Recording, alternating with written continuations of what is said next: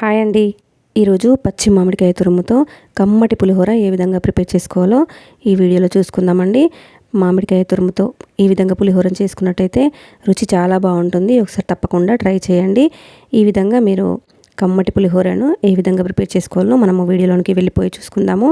దీని కొరకు ముందుగా 2 టేబుల్ స్పూన్స్ వరకు మనము ఆయిల్ వేసుకొని ఇందులోనికే కొన్ని ఆవాలను కూడా వేసుకొని ఈ ఆవాలు కొంచెం చిటపడమన్నప్పుడు ఇందులోనికే 4 పచ్చిమిరపకాయలను పొడవుగా కట్ చేసి ఈ విధంగా వేసేసుకోవాలి. అలాగే ఎండుమిరపకాయలను కూడా మనము వేసేసుకొని ఆయిల్లో కొంచెం ఫ్రై చేసుకున్న తర్వాత ఇందులోనికి కొన్ని పల్లీలను వేసుకొని నానబెట్టి పెట్టుకున్న శనగపప్పును కూడా ఇందులోనికి వేసుకొని ఇవి రెండు కూడా కొంచెం ఆయిల్లో ఫ్రై అయిన తర్వాత 2 కరివేపాకు రెమ్మలను కూడా మనము ఇందులోనికి వేసేసుకొని ఇందులో కొంచెము వేయించాలి. ఇది కూడా వేగిపోయిన తర్వాత 1/2 టీ స్పూన్ వరకు పసుపును వేసుకుందాము. అలాగే ఇప్పుడే మనము రుచికి సరిపడా ఉప్పును కూడా వేసేసుకోవాలి. ఎందుకంటే ఈ ఉప్పు అంతా కూడా ఈ మిరపకాయలకు పట్టే విధంగా ఒకసారి మనం కలిపేసుకున్నట్టయితే రుచి చాలా బాగుంటుంది.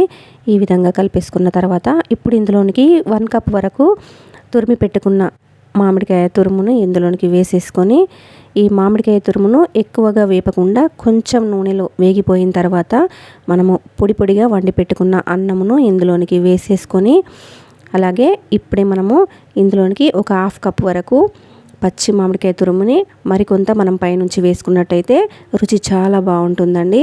ఈ విధంగా ఈ తురుమును కూడా వేసేసుకొని ఇవన్నీ ఒకసారి కలిసిపోయే విధంగా మిక్స్ చేసుకున్నట్టయితే ఈ రెసిపీ రెడీ అయిపోయినట్టేనండి.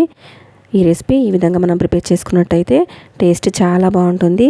తప్పకుండా ఈ రెసిపీని ట్రై చేయండి. మీకు ఎలా వచ్చిందో నాకు కింద కామెంట్ చేయడం మాత్రం మర్చిపోకండి. నా రెసిపీ మీకు నచ్చినట్టయితే please like, share, subscribe my channel. Thank you for watching this video.